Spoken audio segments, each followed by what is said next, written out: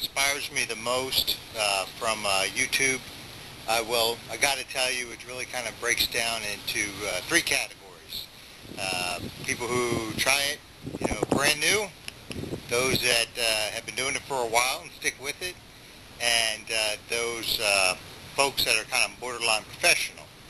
And I will say it like this, the people that are trying it brand new, the folks that maybe have done typing, vlogging in the past, or maybe some voiceover of some other type of imagery with their videos, or maybe have just been observers of YouTube in the up till now, and then they're just now starting to get into it, putting their face on the actual camera and getting into it and making some videos, realizing that we ain't exactly supermodels, and that's what YouTube's all about, just real people.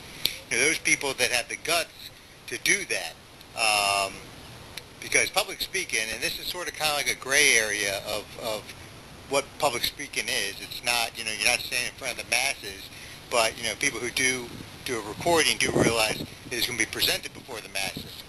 And so those folks that have the courage to take that step, and from going from a mere observer of videos to actually making videos, those are the ones that I get a lot of inspiration from, and I like to see how they progress. They start off kind of, I don't want to say amateurish, but you can clearly see where some of maybe their mistakes are, with their editing and stuff like that. And then you have the other folks that, they do it all the time, they stick with it, they have lots of people that hate on them, but they got a positive approach, and they do a vlog, and they put it out there, and it kind of, works as like a good, back and forth for them, and also for their viewers.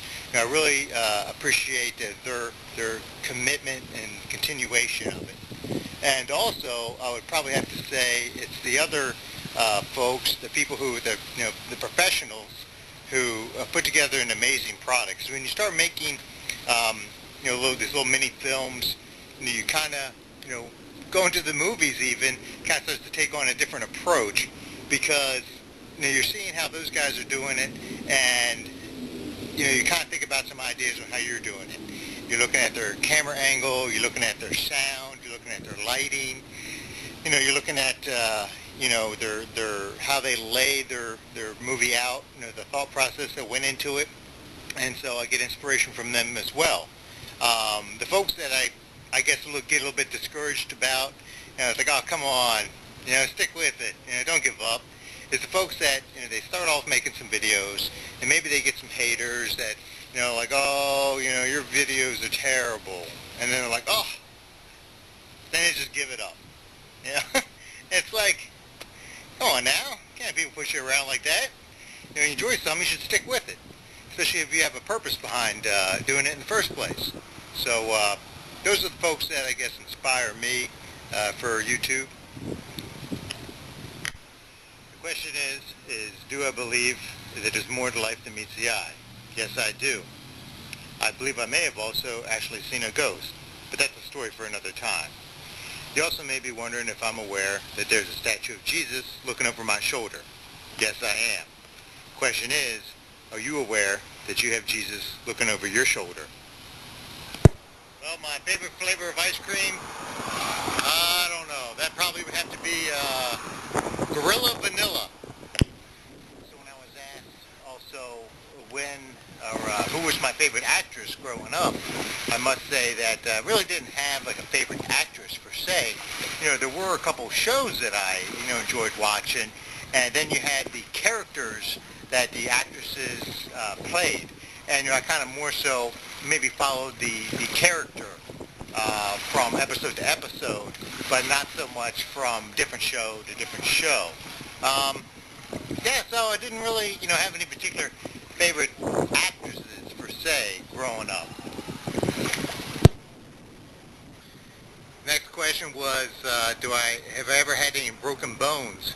Well, I kind of grew up in the ghetto at different points in my life, and I tell you, you're not going to get out of the ghetto without some bumps and bruises, and so I've had my fair share of injuries, but actual broken bones, no, don't think I've ever had anyone.